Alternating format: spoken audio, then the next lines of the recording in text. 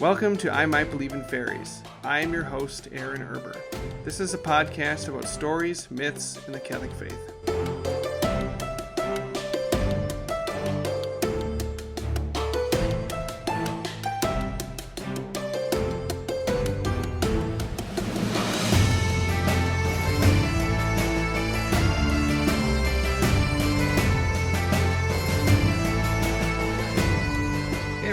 Welcome to I Might Believe in Fairies. Today I am joined by Christopher Tompkins, and we are going to talk about the works, the literary theory, and the horror fiction of Arthur Machen. And I probably just mispronounced his name, we just spent some time talking about pronouncing his name. So Arthur Machen, something like that. So Christopher Tompkins, why don't you introduce yourself and tell us a little bit about yourself and about your press. Okay, well, as you suggest, my name is Christopher Tompkins. I am an independent researcher, as well as let's just say this. I'm an independent researcher on the life and work of Arthur Machen. And to that end, I've collected his works over the last few years. I've written some essays and even done a little lecturing. I, not only on Machen, but on the relationship between Christianity and the horror genre. I work in that degree as well. I'm also the founder and publisher of Darkly Bright Press, a small publishing company focusing not only on the works of Machen, but contemporary writers, poets and dramatists and prose writers that have a similar view to literature and theology. The tagline to the press is Uncommon Literature and Liturgical Christianity. So that's sort of my guideposts. Personally, I'm an Eastern Orthodox Christian, so that worldview and tradition focuses what I do. I think that's a little brief sketch. Great, thank you. So tell us, who was Arthur? Now I'm confused. Say his name one more time. We just spent a ton of time talking about this. It's Arthur Machen. Machen, thank you. Machen, embarrassing. Yeah. Okay. So you were kind enough to send me a lot of his work, which I really enjoyed. And so tell me just about Arthur Machen and who he was, where he's from, when did he write, and what sort of things he wrote. Well, Machen was a Welsh writer. He was born in southern Wales in what is now known as Monmouthshire County. But in his day, it was more commonly known as Gwent. He was the son and the grandson of Anglican priests. He was an only child, very introspective, and spent his time walking the wilds of his homeland and fell in love with it. Very imaginative and child, and it just energized his worldview. He felt like he was in fairyland. And once he became about 17 or 18 as a young adult, he was sent to London to find a career, which he failed at miserably many times. And the great city of London caused as much wonder and as much, it just spurred his imagination equally as it did in Wales. So both places, both rural Wales and urban London, figures into his worldview, into his writing, and so forth. After, again, like some failed attempts at finding a career, he moved into being a cataloger for booksellers, a translator, writing filler pieces for magazines. In 1887, he was married to Amy Hogg, lapsed Roman Catholic, who was 12 years his senior. And at about the same time, he received an inheritance from his father, a small inheritance that allowed him to get out of the poverty that he was facing. And it allowed him to focus full-time on writing. And in the 1890s, we see some of his most famous work being published: The Great God Pan, Three Imposters, all these things we can talk about as we go on. But in 1899, tragedy struck, and Amy died of cancer, and this sent him into an emotional spiral. After a flirtation with the occult, he left it for the stage and was an actor on the stage for several years until he met his second wife. And to raise his young family, he entered a profession that he would abhor, and that was journalism. He hated it, but he had, you know, 2 young children. And ironically, his tenure there provided his greatest brush of fame when he published The Bowman, which became a myth during World War One. And that would take a whole podcast episode just to try to untangle that. Yeah, I But know eventually he did very leave journalism. vaguely Right? about it. The Angel of Mons, is that? Yeah. I know very Yeah. little about it, but yeah, maybe another podcast. You know, another time we can come in and could talk about that. That sounds great. Yeah. Okay. So after he left journalism in the 1920s, there was something that he never expected to happen, and that was what's now been called the Machen boom of the 1920s. Finally, in his 50s and 60s, he was found mostly by Americans. The push was from American critics and book collectors who clamored for more of his stuff. So it allowed many books that he had written, sometimes decades earlier, to finally come back into print. It encouraged him to publish books that he had written and never been published. And it got him through the decade. By the end of the decade, however, that started to wane. And in the 30s, he published several late works in his early 70s, very strong works, but sort of culmination of his life work. In 1943, at the age of 80, he was given a big dinner put on by many other writers, including George Bernard Shaw and T.S. Eliot, and they gave him a pension that allowed him to live comfortably for the rest of his life. Wow. And he died in 1947, a second time widower. Wow. So that's a brief thumbnail sketch of his life. Great. So what drew you to studying Machen? Well, I am an enthusiast for genre fiction, historic genre fiction, horror, mystery, weird stories, particularly of the Victorian and Edwardian era. In fact, I don't know the name of any writers from the last 50, 60 years. I'm completely clueless. I'm a man stuck in the past. So not quite 20 years ago, I began just reading everything I could get my hands on. Imar James, Algernon Blackwood, and Arthur Machen, who seemed special to me, but again, I was just consuming this stuff out of enthusiasm. And about 10 years ago, my wife and I moved from one state to another in this really big life change. And I decided to go all the way and leave my first career and just pick a second career. And I was attracted to graphic design. And after taking some classes, learning how to make logos and branding and all that sort of stuff, I took one class, a 3-hour class. It was for one afternoon on book publishing. And that afternoon changed my life. I thought, this is really what I want to do. Cool. And as I was creating or learning how to create books, learning the craft of that, in about 2015, I picked up The Great Return, which I had read before, and I thought it was a good story, but I read it the second time, and it really hit me to my core. I started seeing things that I had never seen before. And even though I had thought that Machen was special, this really honed in how special he is. And for an obscure writer, that story is obscure. Yeah. For me, it was this jewel hidden in the wilderness. So that, coupled with the timing of wanting to make my own book company, well, what am I going to publish? Well, I decided, let's do some research. Let's get this book back out there. Let's annotate it. Let's get other people to write essays, and let's start pushing this stuff. And I've been ruined ever since. So that's I'm obsessed with this work. And in addition to that book came out in December of 2017. Okay. And after that, I began publishing works from poets and dramatists. And I've been very blessed in just sitting back and allowing these really great talents to come to me and to give me a chance, because honestly, they deserve better than what I can give them. But I'm thankful for them making Darkly Bright Press what it is. And it's very encouraging. So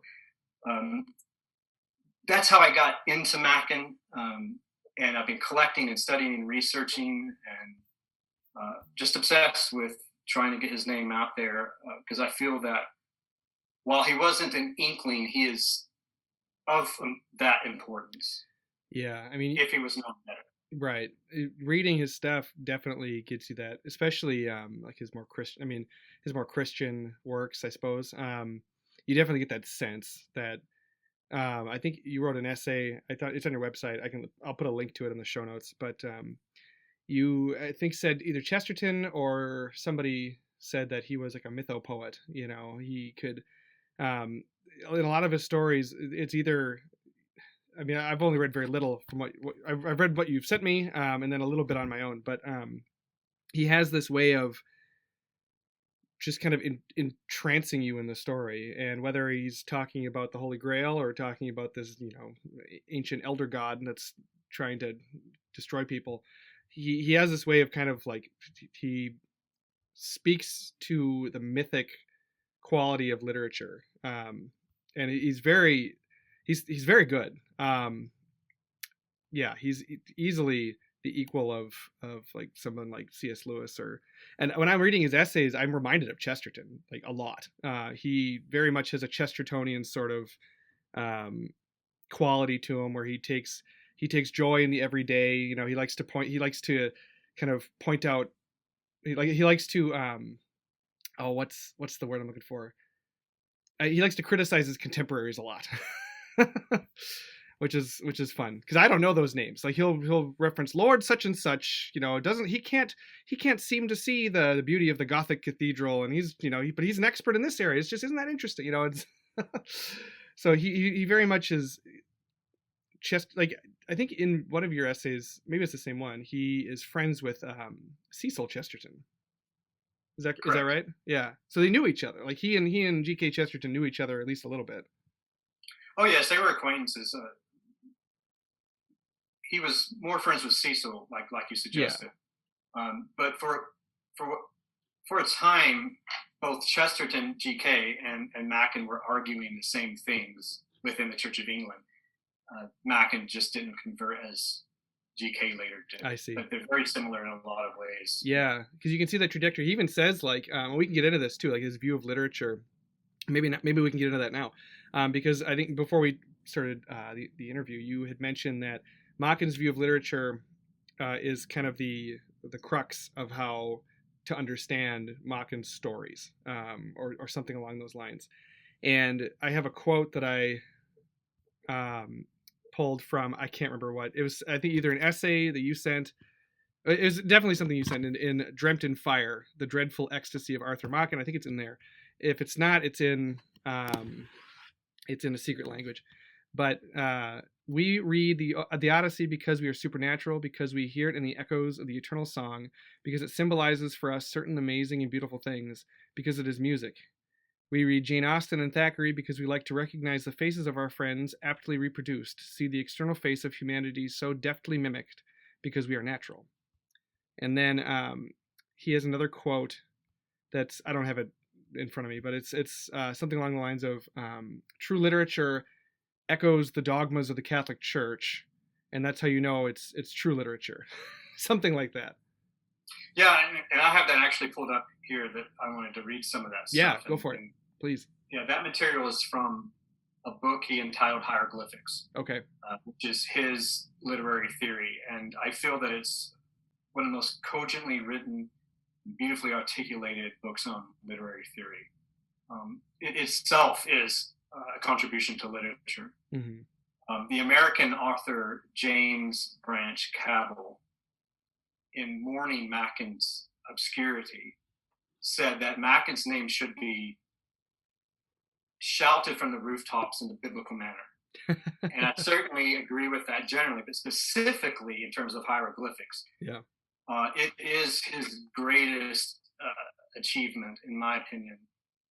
It should be shouted from the rooftops in a biblical manner.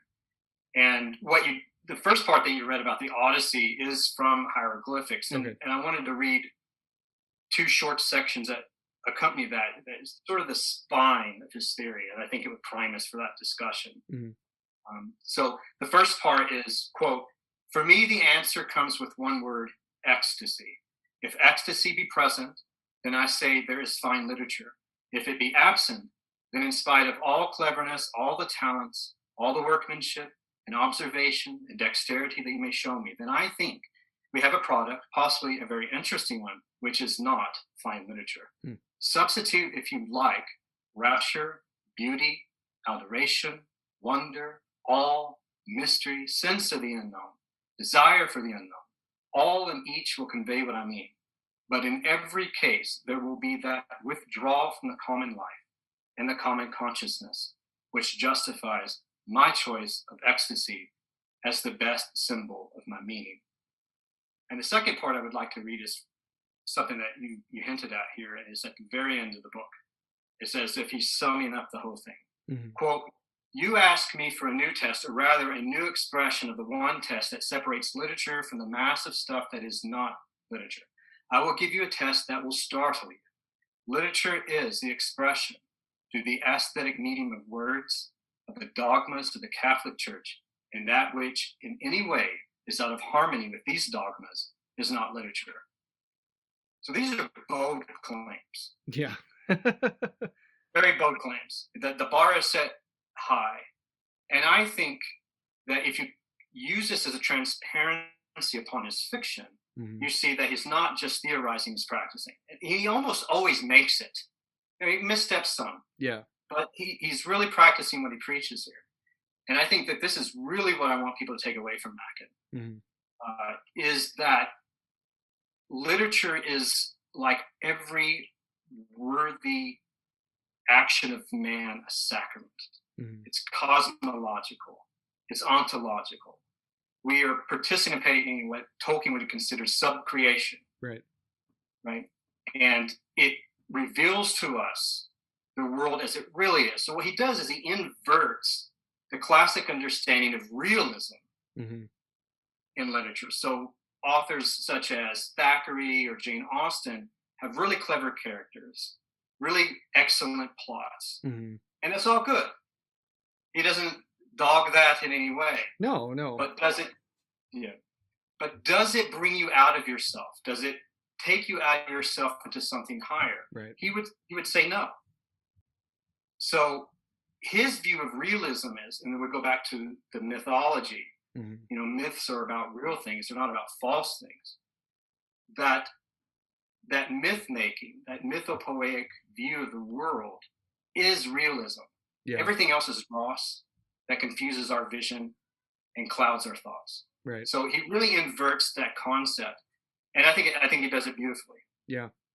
I remember reading that too in Dreamt in Fire. It's one of the essays that you included in there, that he does I don't know if he inverts it, but he kind of corrects our understanding of what realism is. It's supposed to, like, reality is this it's layered, right? There are layers of meaning kind of stacked on top of each other, and that realism in literature will have those kind of layers, where it penetrates at the heart of man, but also elevates us to the transcendentals.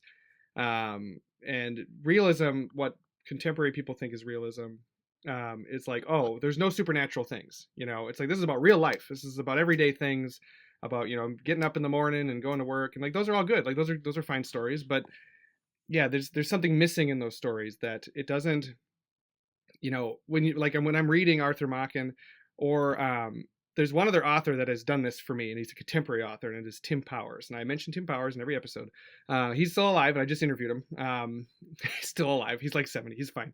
But he's another author who I've read that has maybe not as much as Machen. Machen, I think, is in a league of his own. But he some of Powers' stories have the same effect of, opening you up, and kind of you get this hint that we are very small, and there are bigger things out there than us, and we're part of this cosmic story, but Machen, I really liked that about his writing, where you just feel like, when you're reading The Great God Pan, that you're encountering this entity that is eons old, and it wants to destroy us. He really does a good job with that. Yeah. terrifying stuff too. But he does the opposite. He does that with other Yeah. with like Well, Levavi Oculos or like The Great Return, right? He has this sort of numinousness to the like beauty of like the heavenly host and the mass and stuff like that and the Holy Grail. So he has both. right, and he does each of those, whether it's the darker stuff or Mm-hmm. the brighter stuff. He does that through what he calls hieroglyphics, right? Yeah. And we can equate that to symbols or to icons that it, what he's representing to you has a deeper meaning. Right. And when you see these hieroglyphs, you know where he's going with it. Right. So the great god Pan is a hieroglyph, and so is the Holy Grail. Right. And they're against each other. Right. In his body of work, in my opinion, is one arc where he's really doing the same thing over and over. He's just doing it in a different mode. He's focusing on perhaps different powers, but I don't see a big separation between the great god Pan and the Great Return. Yeah. And that might sound strange at first, since one is about the Holy Grail being seen in wells, and another a dark god with destructive tendencies. Yeah. But I think that only shows that Machen is too honest of an author to either rely on what would become nihilism on the one end, mm-hmm. or the sort of feel-good fantasy on the other. Yeah. He's much too honest for that. He's going to show you both, that there are things in reality that are for us and against us. Right. And if we ignore those things, then we're in peril. So yeah, he has, so you're Eastern Orthodox, and I'm Roman Catholic, and we don't do icons as much. So could you, when you were talking about his hieroglyphics theory of literature, and you mentioned iconography, could you elaborate on that a little bit more? How iconography is kind of similar. Sure, I could say a little bit. Yeah, maybe just a little. Yeah. A pay grade, but I'll give it a shot. It's on the spot. It's just kind of occurred to me. Within our communion, we look at icons. Okay. In our faith tradition, an icon is a gateway to the truth. Mm-hmm. So we don't worship painted wood. We're worshiping what the prototype, what that type is. Right? So if we see an icon of Christ or his Holy Mother, and we venerate it and kiss it and everything, it's as if it's being passed on to them. It's a way for us as sensible creatures to engage with the invisible God, because God did take flesh. Right. He did enter into creation. So acknowledging that, having a relationship with the saints, learning what the faith means through icons of festivals and events from the Bible is key to our understanding. I think that Machen, although he was not Eastern Orthodox, mm-hmm. has an understanding of this in his term of hieroglyphics. Because the hieroglyphic, whatever he's showing you, is a gateway to that reality. Mm-hmm. And once you get into his writing, you start seeing these things pop up again and again and again. And it's on purpose. Yeah, yeah. And you're learning his secret language. Because he's what he's attempting to do, because he understands that human language is finite when we talk about holy things. What he's attempting to do is, through literature, communicate to you things that are ineffable and indescribable. Mm-hmm. He's doing it in a beautiful way. Yeah. Does that help? It does, yeah. Could you give an example on something in his fiction that would be an example of a hieroglyph? Okay, well, the hieroglyph of hieroglyphs, as it were, for Machen, is the Holy Grail. Sure. When we see the Holy Grail, we know what it means. Mm-hmm. It doesn't have to be explained to us. And that, maybe not for everyone, but for people of the faith tradition, yeah, the vessel that held the body and blood of Christ is significant. And once that we are connected to that imagery, then we understand where we're at. We're not in the dross of daily life. We're taken out of what in the East we talk about at a practical time into Kairos time, the eternal now. So in stories like The Great Return and Levavi Oculos, The Secret Glory, and so forth, where the Holy Grail or a Holy Cup makes an appearance, we are leaving the shackles of this mortal life, right, and being transported somewhere else. Even if it's just mentioned slightly, you know where we're going with it. So that's probably the biggest, most obvious one. Gotcha. Okay. Yeah. Definitely in Levavi Oculos, where it's like the secret, the Welsh farmers, who have been passing down the Holy Grail for generations, and this old farmer is like the last one, and there's a boy and his dad who come to visit, and I love that line where it's like, what did he say? It's the bad drink, something about bad drink and the talk of fools all the day long, and I don't even know what it's like in London. If it's this bad in the country, I don't know what it's like in London. And then when they see the Holy Grail, they are in some sense transported to the eternal city, the heavenly host. So it's quite a story. I love it's a very short one, but it's really good. And I have not read The Great Return yet, so that's I can't speak to that one. Okay. But that kind of is a nice segue into what was Machen's relationship with Christianity. He obviously was a Christian of some kind. I mean, he was Church of England, I believe, but he also had flirtations with Roman Catholicism, which you had quoted a little while ago. And then I read some of his essays. He talked about the East as well, like Eastern liturgy. And I'm wondering if he had sort of a relationship with Eastern Orthodoxy. Well, this subject matter of his religious persuasion deserves a book-length study, because it would help us understand where he's coming from. It's not in the small world of Machen enthusiasm.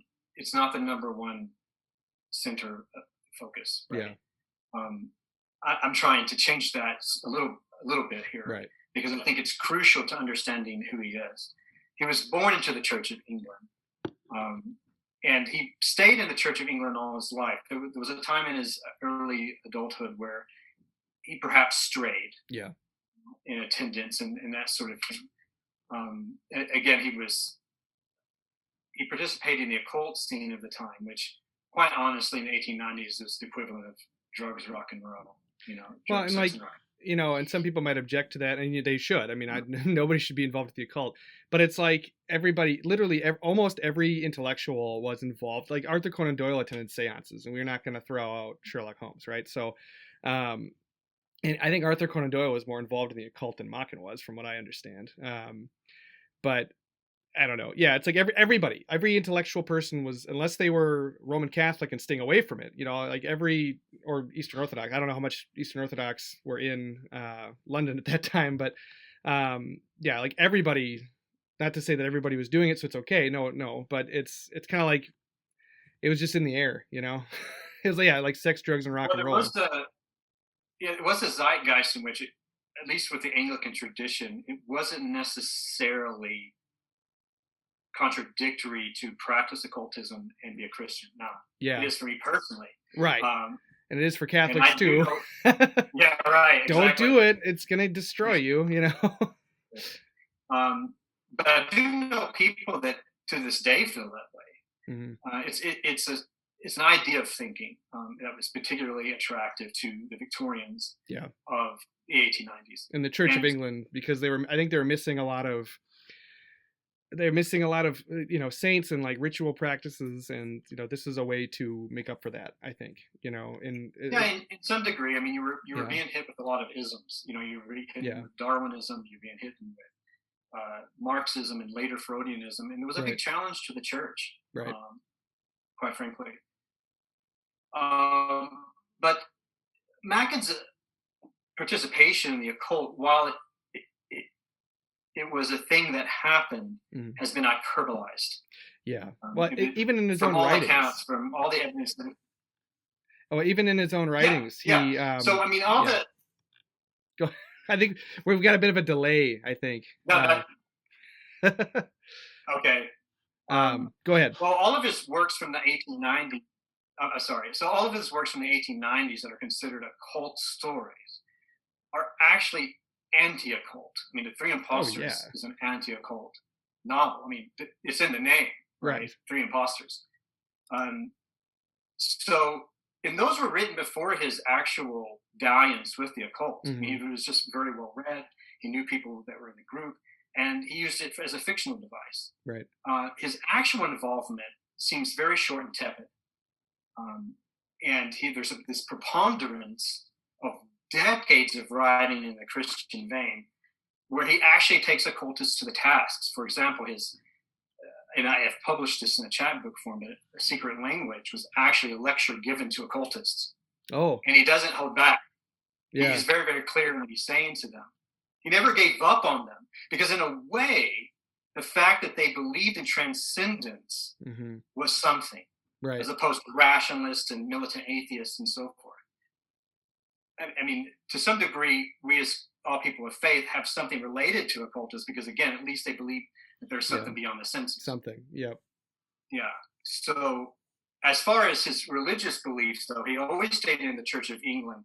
And I'm a former Anglican, so I understand a little bit about this. It's a very complicated history where the Anglican Church attempted this via media between the different branches of the church, the high church and the low church. The high church sometimes being called Anglo-Catholics, and sometimes in a derogatory form, ritualists. Now, Machen was dedicated to that wing of the church. And that's not a big leap if you read his writings. He's interested in mystery, he's interested in the sacrament, he's interested in the unseen. He talks about liturgy all the time. Right. Yeah. And he was very well read. He understood Christian history, liturgy, ecclesiology, hagiography. He knew all that stuff. And that informs his writing. He once said that the ordinances of the Catholic Church, Constantinople, Rome, and Canterbury. Now, this is a very classic Anglican branch theory approach to church history. Yeah. He was very concerned about the Reformation, both within the Church of England and outside of it. He was very skeptical of, say, Calvinism, even considering it half pagan. So he was a little contentious. He fought and rambled like Chesterton did. I think he respected the Roman Catholic Church. I think he respected its traditions. He often attended Mass when he visited Pembrokeshire, Wales on his vacations. But he never converted to Rome. I think that to some degree he was suspicious, because in his mind, being 3/4 Celt, he believed probably too much. I think he takes this idea too far, that the Celtic Church was completely independent. I don't think that there's actually historical backing to that. Saint Theodore, for example, was a Greek monk sent by the Pope of Rome to be the first Archbishop of Canterbury. Yeah. So this Catholic Church, and as he talks about the Catholic Church in literature, of course, in his mind, he's thinking the Church Universal. Yeah. And that's his church, right? The ordinances that he accepts as opposed to the ones that he does not accept. So he's definitely a partisan. But going back to the Catholic Church, I think he was a little suspicious because there was this sublimation of the British Church in terms of its liturgy, in terms of its ascetic traditions to Rome. That did occur, and especially with the Norman invasion, is certainly, and with the Great Schism in 1054, all those things did change. So he's not incorrect, but to the degree in which the Celtic Church was unique is probably overstated. Yeah, interesting. In his essays on the Saint Grail, the Holy Grail, he talks about the lost Celtic liturgy. In particular, he believed that liturgy contained the epiclesis, the words and institution. And the epiclesis and the divine liturgy of the Eastern Church is the point of the liturgy where we acknowledge that the bread and the wine is changed. Right. And we don't go into a lot of the theory stated. It's a mystery in the eyes of Orthodox Christians. We don't try to come up with isms or ideas of how that occurs. I see. Yeah, and he's not incorrect with that. I mean, the more and more archaeology and discoveries are even in this century being made that there was commerce between Ireland, for example, and the monks of the Egyptian and the Palestinian deserts. Wow. So there was this tradition of East and West being together. Yeah. Well, that was just the Catholic Church before the schism. Right. Yeah. Right. Yep. So. Yeah, interesting. So he was kind of hungry. But I think in his mind, he was always a little. Oh, yeah, he was kind of hungry for like a pre-schism church, right? That respected the national identity of the different groups of people within the church, like the Celts. So he was kind of wanting that to come back in a way. I think you're right. I think that's a good way of describing it. He was dedicated to the church in England. Yeah. And he attended the church that he felt was true to that. As far as his experience with Eastern Orthodoxy, it's mainly through reading. Oh, okay.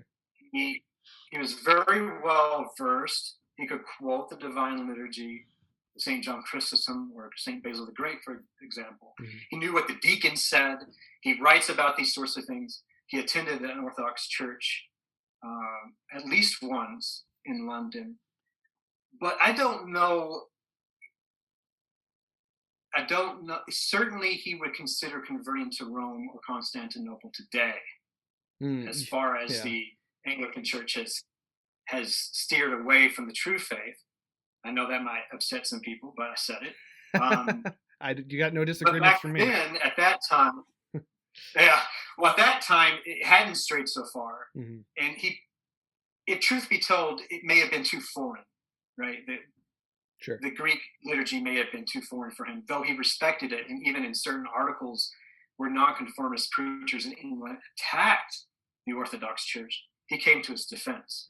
So I consider him a defender of the faith. So, it's all good for me. So. Yeah, that's great. Cool. Yeah, it sounds like he's got a very complicated relationship with apostolic Christianity. And but it sounds like he was, and from what I've read, he was a Christian, even though he did dabble in the occult. In a couple of the articles I read, he calls them a bunch of charlatans and frauds, and there's one, I think he was with a group of his acting friends, and they were doing a seance, right? And he just kind of sat on a chair and just like, I'm not participating, like this is goofy nonsense. And then they were doing it in fun, but then one of the women involved, she was trying to contact one of her dead friends, and she got this horrible like sensation, like this bone-chilling horror that came upon her. And Machen, I think, said something like, yeah, you probably didn't talk to your friend, but you did talk, something did come through and like interact with you a little bit, something like that. And so he kind of like understood, even if he had participated in it for a little while, he understood that, no, this is very dangerous. And his horror fiction, and I think all good horror fiction, will show you the dangers of doing this sort of stuff, like trying to illicitly communicate with the spiritual world, outside of the bounds of, what your bishop or what the Pope is, or what their priest says is okay, what the church kind of decides is a proper devotion or something that will lead you astray, something like that. When you're engaged in these occult activities, it's like, I think I said this to Richard Rowland, it's like you're going to a foreign country without your proper papers, and you're not under the authority of the king, you're under your own authority. And then the people in that country can do whatever they want with you because you're not protected by diplomacy, or you don't have like diplomatic immunity, something like that. Yeah, I think you're right. There's something to be said for figures like Chesterton, who's a gatekeeper, right? I mean, he did not count with, don't do it. And we need people like that. I do think that there is something to be said about figures like Machen, who did investigate it, and he has come back to us and said, like a prodigal son, Yeah. this isn't what we need, and this isn't what we want. Yep. I find figures, even though I respect the writings like Algernon Blackwood and Charles Williams, to be more problematic because they never really gave up on occultism. Right. Yeah. Yeah, I don't know much about Blackwood, but I know Charles Williams did. Was he in a Theosophist society, something like that? He did a lot of strange things behind the scenes that only came out. Like, I don't think Tolkien really knew, I don't think C.S. Lewis really knew the extent of how involved he was. But yeah, I've never read any Charles Williams because honestly, I'm kind of skeptical of him. But yeah, Machen doesn't seem that way to me. Yeah, Williams is an interesting figure. He's a complicated figure, Mm-hmm. and he was into some freaky stuff, Yeah. Probably, if we want to keep this a family-friendly podcast, we can't mention some of it. No, no. Yeah. It'd be like, read The Great God Pan, and maybe no. I don't think it was anything that horrible. But yeah. So we'll steer away from Charles Williams. But what do you want to talk about? We could talk about Machen as a horror writer. I know that's not all he was, but he really excels at horror. And I just finished The Great God Pan yesterday, and it's probably one of the scariest things I've ever read, honestly. And he does a good job though with he doesn't. You never fully confront the evil, right? You never as a reader, you're never like shown what's going on like explicitly. It's all through implications, and the atmosphere is very creepy. So the story kind of starts off with these two guys. One of them is a scientist and one of them is his friend, and he wants him to observe this experiment where he's going to try to surgically induce someone, his ward, her name's Mary, and surgically induce a supernatural experience through drugs and surgery. So she will meet the great god Pan, right? And it doesn't really end well for Mary or anybody else in the story after that. But he, you find out that, yes, she did meet the great god Pan, and she comes back insane, right? She goes crazy and dies. It's horrible. And then there's this other character named Helen who comes in, and she's all these weird stuff happen around her, and she is associated with all these suicides, and especially of like the high lords of London, and yeah, it's a crazy story. What was Machen trying to do with this story? And I think he criticized himself later, but what was he trying to do here? Well, besides spook the horses, the Great God Pan is interesting because I'm not for sure that we've really gotten to the bottom of it as a story. There's been lots written about it as far as Machen criticism goes, but it seems a lot of the criticism seems to focus on what Machen himself would term the accidentals of the story as opposed to the essentials. So you have this idea of scientism, believe the science. Yeah. Right? That's a theme that's in it. You also, this pagan idea of this old forgotten god. So paganism is there. Right. Occultism is there. And other people have pointed out that Helen Vaughn, who is Mary and Pan's daughter. Yeah. Yep. At the end, when she dissolves into this sort of goo, it was a reflection of a Victorian sphere of Darwinism and degeneration. Yeah. Now, all those things are probably true and they're interesting, but I would consider those accidents of the story. If we consider Helen Vaughn as a character in herself and how important she is, I think really focus on her and what she represents. I think that's the key to the story. Mm-hmm. So she debauches a girl in the forest with other things. Mm-hmm. Right? And she debauches these men in London to the point that in despair they commit suicide. Now, Mac is not gratuitous at all, especially compared today. This is all, as you've said, hinted at. These things are hinted at. It's implied. But what does this mean? Yes, implied. Well, the story was received with disgust by a lot of reviewers um, that questioned the depravity of its author. Yeah. Now, Machen was, by all accounts, quite chaste and conservative in his personal life. Right. He was not a decadent like Oscar Wilde, but he was immediately lumped into that sort of milieu. Sure. Right. So I think the Victorians are mostly misunderstood. I don't believe that they were as sexually repressed as we're led to believe. I think the big difference is that they were discreet, Yes. which I wish we had more in our culture today. They were discreet. They still did all the same stuff that most people do today. They just didn't talk about it as much. Right, exactly. So there is that sort of level of, you really shouldn't even be hinting about this stuff. It lacks decorum. But there's a deeper current here that was not lost on the Victorians.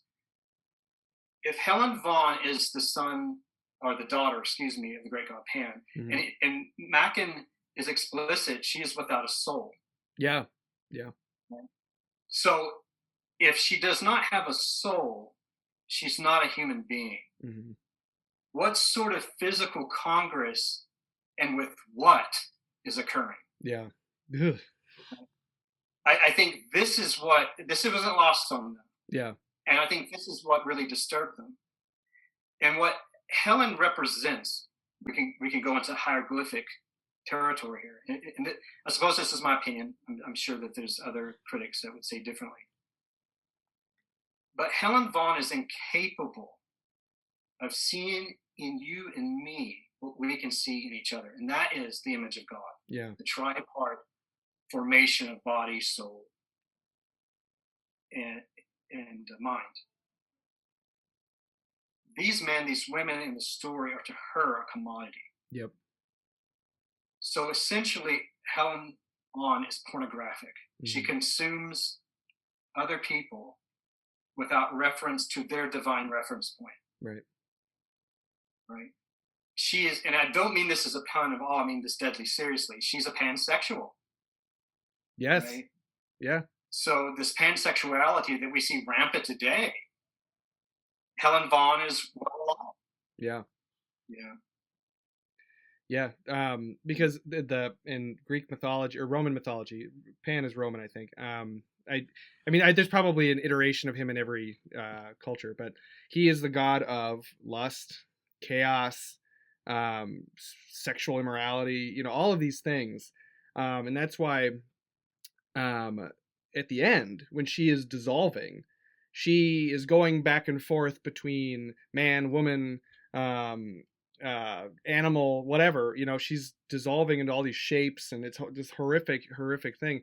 And my question is that all, like, is she kind of doing transforming into all of the people, all of the animals that she consumed and used, and she like took the form of it? She seems kind of almost like a shapeshifter in a way, where like her adopted father, the scientist who did this to his mother, he said he tried giving her playmates, right? And the same thing happened to each playmate. He doesn't say what it was, but by implication you can kind of piece it together. Like she consumed them somehow, she used them until they were no more use to her, and then she discards them. And all of these men, all these lords of London were committing suicide, right? And I don't know if she was commanding them to commit suicide or if they were just so used and broken that they saw no other way to live, because her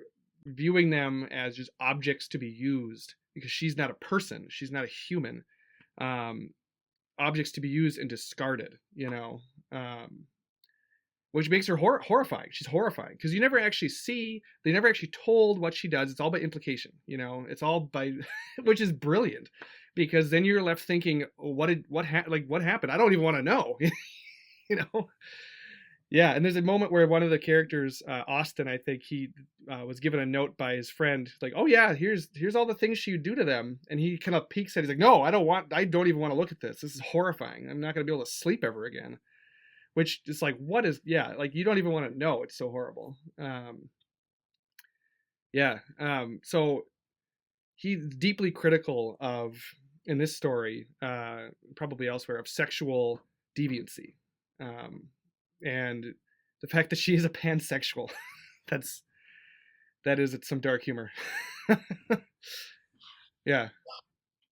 Well, I think it's in a class of what I like to call the noetic horror story. Mm-hmm. And noetic meaning the Greek word nous, right? Our soul. It has something to do with our soul. And I thought quite a bit about how horror relates to Christianity. Yeah. And one thing that I have found in trying to develop a sort of thought process on it is defining the terms, right? So if we want to talk about stories or tropes in which there's a serial killer, some kind of human agency involved that's creating the sense of fear for the reader and for the characters in the story, then I think we should more appropriately apply the word terror to that sort of idea. Because I think we understand quite easily what terrorism means, and we can also assign other natural agency to it. Disasters, yeah, animal attacks like Jaws and so forth.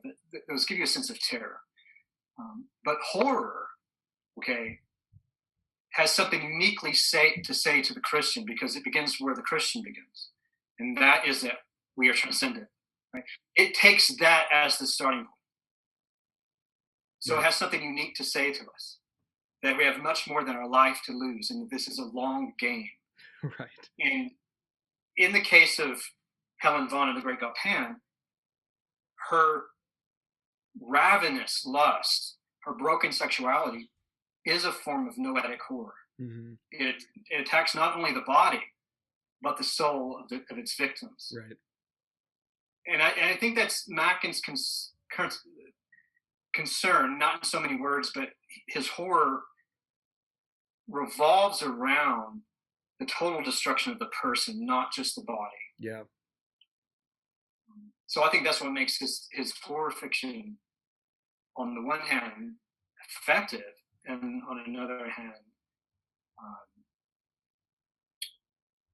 important for Christians to perhaps read. Yeah. In The White People, for example, which is about a girl who falls into the same sort of thing, the narrator makes a very sharp distinction that saintliness and sorcery are the only ecstasies. Right? Yeah. That the saint is recovering something that he's lost, and the sinner is taking something that was never his. Yeah. Yeah. Wow. So I think that's Machen's viewpoint on all these characters and all these tropes. And I suppose a final word that I would add about the Great God Pan, and this is perhaps above both of our pay grades here, but I'll say it nonetheless. I was just speaking earlier today with a very good friend who happens to be an Orthodox priest. Mm-hmm. And we were discussing this story. And he began talking about how he views the Great God Pan in the sense of the OT, the Old Testament. Yeah. Fallen Son of God, right? It's not a one-to-one ratio, he said, but these things exist. Oh, yeah. Yeah. You're talking about like the sons of God as the fallen sons of God as fallen angels, and sure. the Nephilim, right? Is that what you're kind of hinting at? Yeah. Yeah, and leading the nations astray. Yeah. And perhaps he has much more wonderful things to say about that topic, but I think it's worth mentioning. Yeah. Well, it's Congress between a fallen entity and this woman, right? Who, I might put this out, happens to be named Mary. I don't know if that was intentional on Machen's part, but to maybe form like an inverse of what God and Mary, and the Theotokos, the virgin birth. It's kind of an inverse of that, right? In a way, because that's what, and I happen to be on. I'm not a Sethite, I don't have I've since been kind of gone the other way to, yeah, they're fallen angels. I don't know exactly how they mated with humans, but that makes more sense with the Old Testament than the Sethite view. But it's kind of, they're kind of mocking God. They're mocking the incarnation with that. And I completely agree. I was thinking that too with the great god Pan, that it was this Old Testament sort of biblical view of how these entities interacted with humans. Well, Plutarch at one point wrote that the great god Pan actually died. And the church historian Eusebius comments that that was the fall of the power of darkness is because of the crucifixion and resurrection of Jesus Christ. Right. So in one sense, the great god Pan is dead. Right. And in another sense, he's very well alive today. Yeah. Bleeding gray. Well, there's a hint in the story where, I don't know if it's Clark, one of the main characters. He goes back to the village where Helen grew up and was terrorizing people, and there was this monument with an inscription on it that said, I have it here, but let's see, it said something like, oh man, where did it go? Anyway, it said something like, here. To the great god Nodens, the god of the great deep or abyss, Flavius Senilus has erected this pillar on account of the marriage which he saw beneath the shade. And then the custodian of the museum said he doesn't know what ritual they're talking about. He doesn't know anything about what that means. But then if you think about how Mary, when she was, under the influence, under the surgery, she could have, I don't know, gone back in time somehow. I think, like these entities don't exist like in time the way we do, right? So like, yeah, it's they hint at that, right? Machen hints at that. I don't know how to explain it, but it's in the story. When you bring up the experiment again, is that he's equating science without reference to God as a pagan ritual. Oh yeah. Yeah, an entry way to the occult. See that today. Believe the science, and it's quite disturbing, to read Machen and think, wow, I'm living in that reality. Well, yeah, it's with that hideous strength, with C.S. Lewis, same kind of thing. You get that same sort of idea that C.S. Lewis had, like this high science also to try to communicate with the otherworldly, with the preternatural, with these entities, is a bad idea. Don't do that, and Machen's got the same sort of attitude with that, which is the right attitude. Don't use science to communicate with evil. Yeah, in his horror stories, it never turns out well. No. And I think it's important to mention every time that we talk about the Great God Pan, we should talk about the Great Return. Yes. Yep. So in the Great Return, I know you haven't read it, but it's very short. It's about the same length as the Great God Pan. Okay. But essentially, the story is the Holy Grail is brought back to a Welsh village borne by 3 Celtic saints. And the landscape and the people are transfigured. And this is occurring in the middle of World War I. Okay. Right, all this industrialized butchery and all these horrible things that are going on, man's inhumanity to man and so forth. And paradise reasserts itself. So I'd like to read a short little segment from that and compare it to the Great God Pan. Sure. Okay. So here's Machen as the narrator, and at this point in his style, he's writing as a reporter, right? It's this documentarian style, like this actually happened, and I'm just reporting on it and after the fact. So quote, it was almost dark when I got to the station, and here were the few feeble oil lamps lit, glimmering in the lonely land, where the way is long from farm to farm. The train came on its way, I got into it, and just as we moved from the station, I noticed a group under one of those dim lamps. A woman and her child got out, and they were being welcomed by a man who had been waiting for them. I had not noticed his face as I stood on the platform, but now I saw it as he pointed down the hill towards Montresant. And I think I was almost frightened. He was a young man, a farmer's son, I would say, dressed in rough brown clothes. But on his face, as I saw the naked face, glowing with an ineffable joy, and I thought it rather gave light to the platform lamp than received light from it. The woman and her child I inferred were strangers to the place and had come to pay a visit to the young man's family. They had looked about them in bewilderment, half alarmed, before they saw him. And then his face was radiant in their sight, and it was easy to see that all their troubles were ended and over. A wayside station in a darkening country, and it was as if they were welcomed by shining immortal gladness, even into paradise. So here we find the reverse of the great God Pan. Yeah. We find a human being revealed, transfigured into something he always was, but we could not see. Right? Mm-hmm. This sort of Christ, as the God-man, the incarnation, is visible in this farmer. You know, mm-hmm. And this is the arc of Machen's work, right? There's darkness and there's brightness. Yeah. Evil is not an independent source of creation. It's a parasite. Right. It needs reality. Reality doesn't need evil. Right. And what I think Machen is showing with these two stories is the truth. That there are really bad, evil things out there. But there's more for us than against us. Yeah. So I always look at his work with that even though there's many dark passages, the end game, the long game, the culmination of all his work is that immortal, shining gladness. Mm-hmm. Wow. Yeah.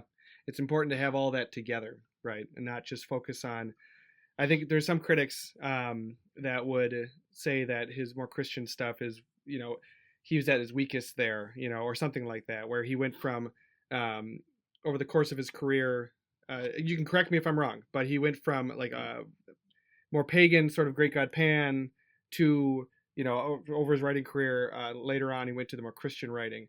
And there's some people that I've read a little bit, not much, who criticize that a little bit, who say that's his weaker stuff. I don't agree with that, right? And you probably don't either. But how do you think his writing style changed over time? Is there any truth to that, where he was focusing more on the evil aspect of human nature and the evil entities, and then he moved on to the more sanctifying aspects of reality? Yeah, I think that viewpoint that you laid out by some of these critics is just oversimplified. Mm-hmm. There wasn't a point where he stopped writing horror and started only to write Christian fantasy. Okay. He alternated between these things his entire writing career. I do not think that his Christianity is completely void or not found in his earlier, more horrific work. Mm-hmm. I think it's a matter of technique and emphasis. And he also wrote horror stories at the end of his career. Okay. So I'm not really tracking with that argument. Mm-hmm. There is some weaknesses in his bibliography. I think some of his war stories, including the Bowman, which is one of his famous, isn't really that good, technically speaking, and some of it reeks of propaganda. Okay.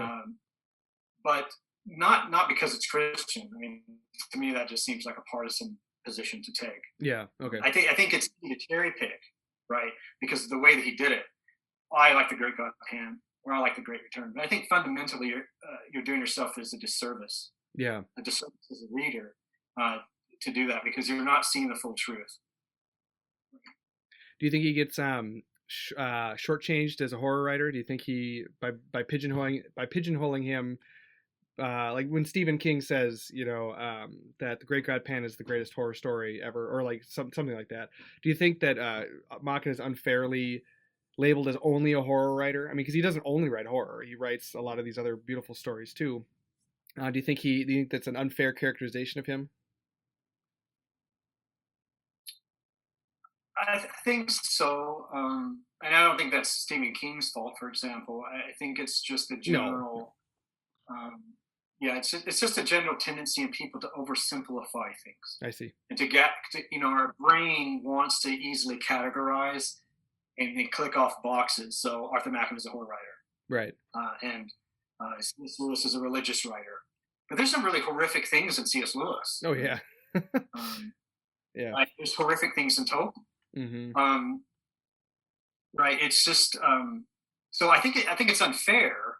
I don't know if fairness. Thinking about it, I don't know if it has anything to do with fairness. I think it's just a lack of care Okay. in criticism of the past. So Okay. No, fair enough. So we talked about his view of literature, and so he had this like Machen was talking about the spiritual experience he had in one of his nonfiction essays, where the walls were kind of shaking, and he had this like it like moved his soul. Could you did he write about that anywhere else, or could you kind of elaborate on that and why that was significant for him? Because that was really odd to me. That seemed odd. yeah, I really can't, and because of his vagueness, Yeah, yeah, doesn't describe what it was, what the process was that he took. Um, he just tells us that there's a calamity in his life, and to seek relief, he did something desperately. He doesn't even tell us what the calamity is. no, or what he did about it. Right, right. Yeah. We know that it's the death of his wife. Okay. We know that in retrospect. But he was in despair, and he a process, he says, presented itself to him, and he tried it, and it got him out of his funk. Hmm. I because of it, I almost think that it's a mistake that he wrote it if he wasn't going to be more explicit. Because what it does is, depending on your viewpoint, you can fill in, and I don't think we'll be right. Right. Yeah, exactly. I was just kind of curious because it seemed like it really was a big deal. Yeah, it's very curious. He felt it was important enough to write about. Mm-hmm. But he was almost embarrassed, almost, he was guarded about what it is. And I'm not for sure that any of us can know what that means. Yeah. Yeah. Other than it was significant for him and he did something about it. That's all. Yeah. That's all we know. Okay, I was just kind of curious because that was an odd passage. I'm like, well, what did you do? What's going on? What happened? And he never talks about it.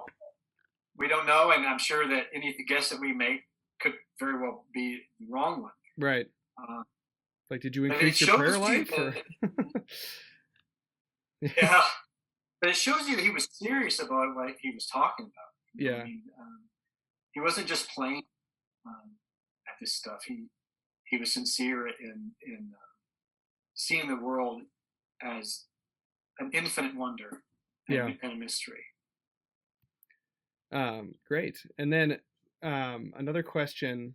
So another story of his that disturbed me was Change, the story Change, where this group of children, when they're I forget where it was, but they're at this like vacationing in the summer at this beach with their multiple families, and this one caretaker was kind of watching all the kids.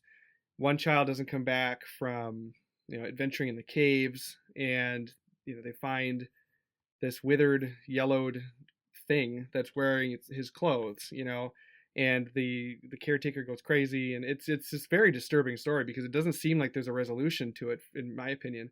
There's no happy ending there. The child's just gone, or maybe is that the child still, and it's just something horrible happened to him, and because that kind of plays on the idea of changelings, right? In Welsh and the Irish Celtic folklore, where the good folk, the fair folk, or whatever, will take your child and replace it with one of theirs, and the title is called Change, so I'm assuming Machen is playing off of the changeling concept. But what can you tell me about? I mean, I'm just kind of curious because I'm like, that story, that and Great God Pan were both the two that disturbed me the most, and the Change didn't, like, that the end of that story was the most disturbing. What can you tell me about that one? Well, that is one of his later stories. Oh, interesting. Okay. It was published in his last correct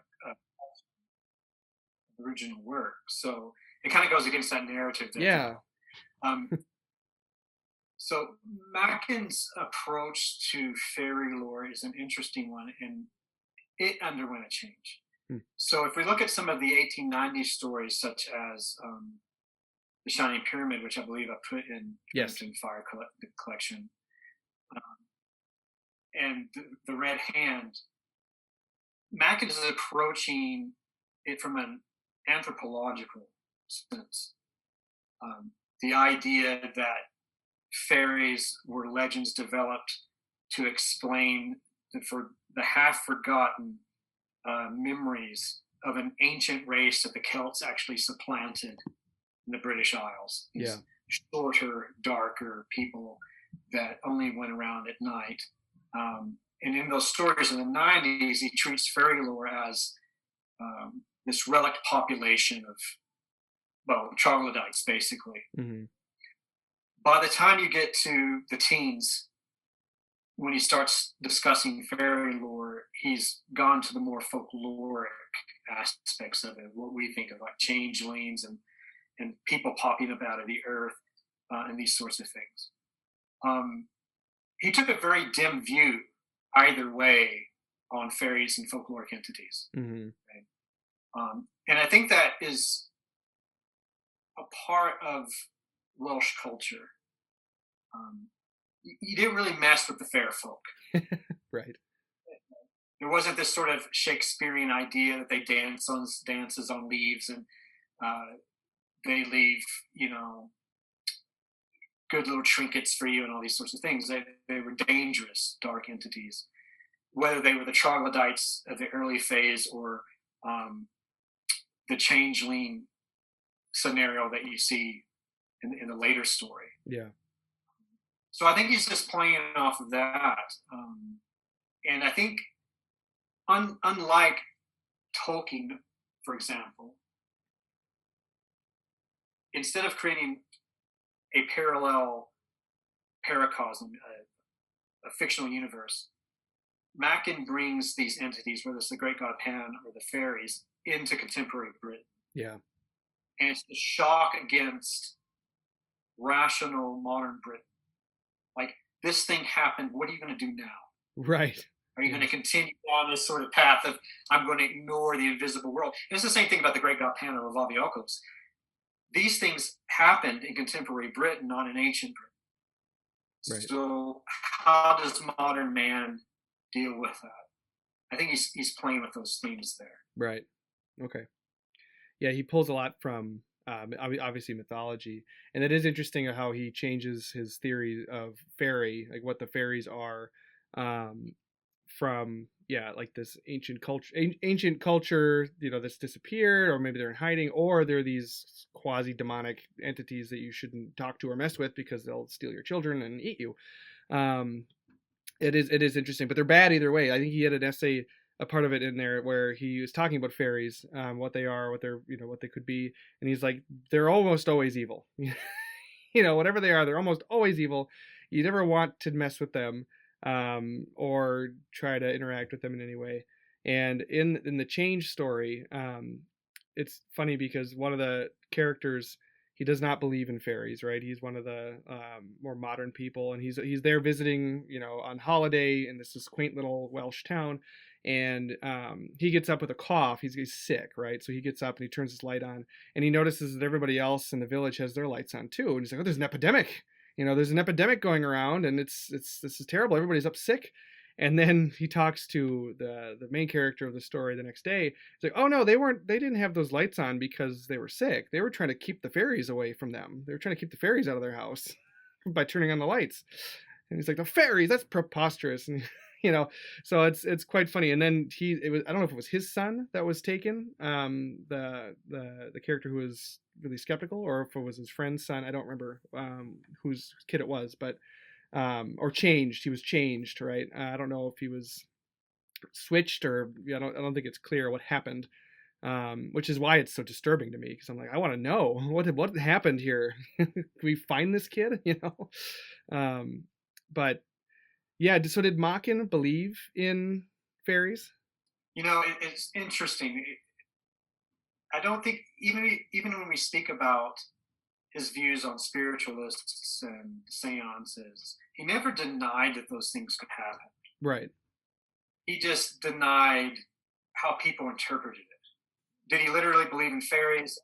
Yeah, I think he believed in the symbol they represented. Mm-hmm. Again, this is another hieroglyph. But he was always skeptical of what people said.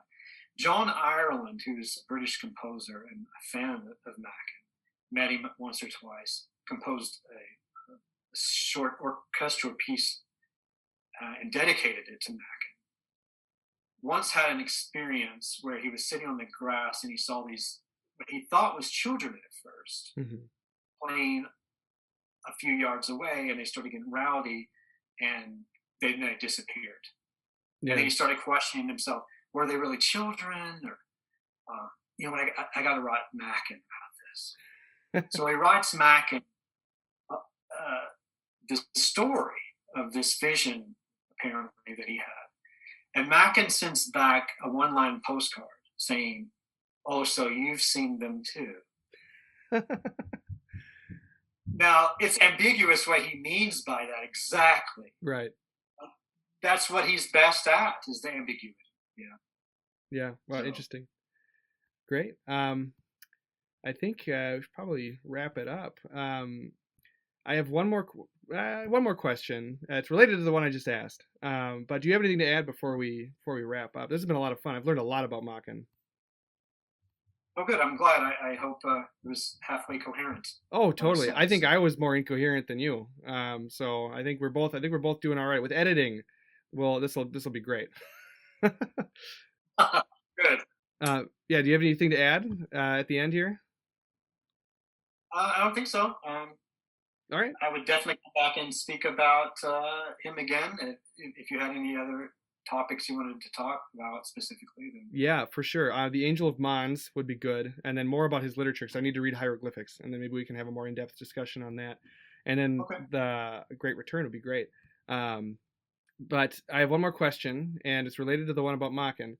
Do you, Christopher Tompkins? So just to preface, this show is called "I Might Believe in Fairies" because I am agnostic about. I'm ambiguous like Machen about the subject of whether or not these creatures exist. I'm a Christian, I believe in angels and demons and all that stuff, but fairies, I don't know, maybe. But do you, Christopher Tompkins, do you believe in fairies? Well, I'm probably going to answer this in a sort of paradox. I hope it doesn't sound too cheap. The first thing that I would say would be a bit of advice to anyone that hiking in the woods or across the meadow comes across something he thinks is a fairy. My advice would be run. Yeah. My advice would also be to run if you saw an angel. And this is patristic, right? This is a word from the fathers. Because if those said entities are on your side and they're good, then they won't be offended by your hasty departure. About 12 or 13 years ago, my wife and I had the opportunity to accompany a well-experienced and equipped expedition to hunt for Bigfoot. Wow. I cannot tell you where it was because I signed an NDA. All right. Now, often when I say that to people, as I mentioned in conversation, they'll ask with a twinkle in their eye, "So you believe in Bigfoot?" Yeah. I'm not for sure that's the right question to ask. Rather, I would phrase it, why do you believe in Bigfoot? Yeah. Or you don't believe? So, for me personally, the question of Bigfoot cannot be resolved with a belief statement. Mm-hmm. There is either a hairy, unknown primate running around North America, or there is not. But for these people that we went searching for, who are believers, they cannot resolve it without belief statements. Why do people believe in flat Earth despite all the empirical evidence and objective reality against it? Why do people believe in more than two genders? Right. Yeah. Right, on the same score. I think the answer to that riddle is that we were made by a God in his image to be sacramental religious beings. even though postmodernist, post-structuralist man has attempted to shed that, it doesn't make that any less true. And nature abhors a vacuum, so something else moves in. Whether it's politics or ideology or Bigfoot or UFOs, this is religious behavior. Right? I do not believe that you need to have a literal belief in elves to fully engage Tolkien's Middle-earth. Right. What I do believe you need is to recognize that the elf is a symbol, an icon, a hieroglyph of a deeper reality, and you need to deal with that. I believe in what fairies represent. As far as they existing in the flesh, I have no conclusive evidence one way or the other. Cool. That's great. I get a lot of different answers on this show when I ask that question. Some of them are, yes, I do. Some of them are, no, I don't. And a lot of them are, maybe, you know. So that's good. Yeah, interesting. Very interesting. Well, this has been fun. Yeah, I'd love to have you back on to talk about more Machen. I have to read The Hill of Dreams because that's the other book in this one. I hate the cover. I really don't like that cover. It's both like ugly. It's this cover of The Great God Pan and The Hill of Dreams by an independent press. It's an ugly cover. It's really creepy. I don't like it, but I did like the story. Well, it's something, right? Yeah, it's something. So maybe you should publish something that has a much better cover, because I do like your cover of Dreamt in Fire. I think it's pretty cool. I like the silhouette of Machen on there. But yeah, this has been fun. Well, I'll let you go. I think my kids have been kind of crying downstairs, so I should probably go down there. Okay, all right. Well, thanks a lot. I appreciate it. Yeah, this was a lot of fun. Well, God bless, and have a good rest of your day. You too. Before we go, I wanted to take some time to thank a couple of new Patreon subscribers, Laura and Hilana. Thank you guys very much for supporting the show, and I look forward to interacting with you in the future. And a good friend of mine, Dan, has been a subscriber since the beginning, and I wanted to thank him publicly. He didn't really want me to thank him publicly, but he doesn't really get a choice. So he's a good friend of mine, another good Catholic. Thank you, Dan, for supporting the show and believing in me from the beginning. And I'm excited to announce a new opportunity for the next 15 new patron subscribers at the $10 level. For the first 15 people that subscribe, I will personally send you a mystery book that has to do with science fiction and fantasy. It could be a novel, some essays. If you are one of the 15, I will send you a message on Patreon and we can go over details from there. So it could be any of the guests' books that I've had on the show. It could be books from authors that I want to cover in the future or I've talked about in the past. It could be pulp authors, Catholic authors. So if you're interested in that and want to subscribe, please do so and go to my Patreon page and be on the lookout for this announcement. All right, thank you and God bless. Thank you for listening to this episode of I Might Believe in Fairies. Please leave a rating and review wherever you listen to podcasts. Please follow me on Twitter at Aaron Erber and like me on Facebook. If you're excited to see where the podcast is going and want to offer some support for the project, you can find me on Patreon. Music is by Alexander Nakarada, and podcast art was designed by my wonderful sister-in-law, Linnea Kisby. Until next time, talk to you soon.